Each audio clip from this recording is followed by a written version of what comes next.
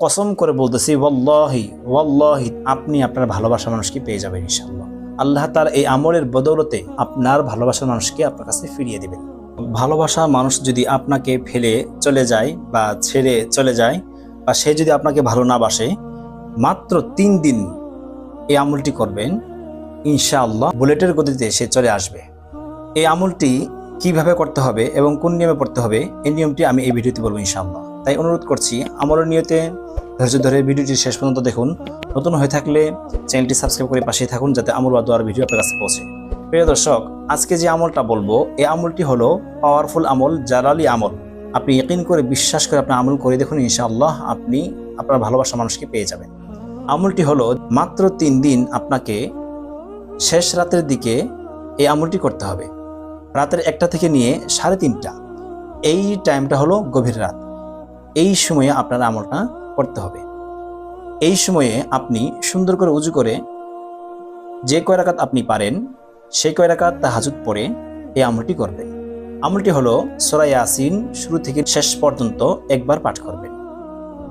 যারা যারা ইয়াসিন সূরা না পারেন বা কোরআন তেলাওয়াত যদি না করতে পারেন তারা মাত্র 100 বার ইয়া আরহামার রাহিমিন, ইয়া আরহামার রাহিমিন, ইয়া আরহামার রাহিমিন 100 বার পাঠ করবেন। যদি কেউ বলেন যে হুজুর দুটোটাই কি আমল করতে পারবো, অর্থাৎ ইয়াসিন সূরাও যদি পড়ি বা ইয়া আরহামার রাহিমিন 100 বার যদি পড়ি করা যাবে? হ্যাঁ, করতে পারবেন, কোনো সমস্যা নেই। আপনি যদি দুটোটাই পারেন দুটোটা করবেন, না পারলে একটাও করতে পারেন।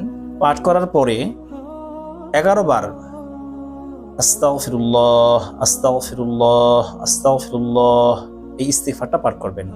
পাঠ করার পরে আবার 11 বার দুরূদ শরীফ পাঠ করবেন।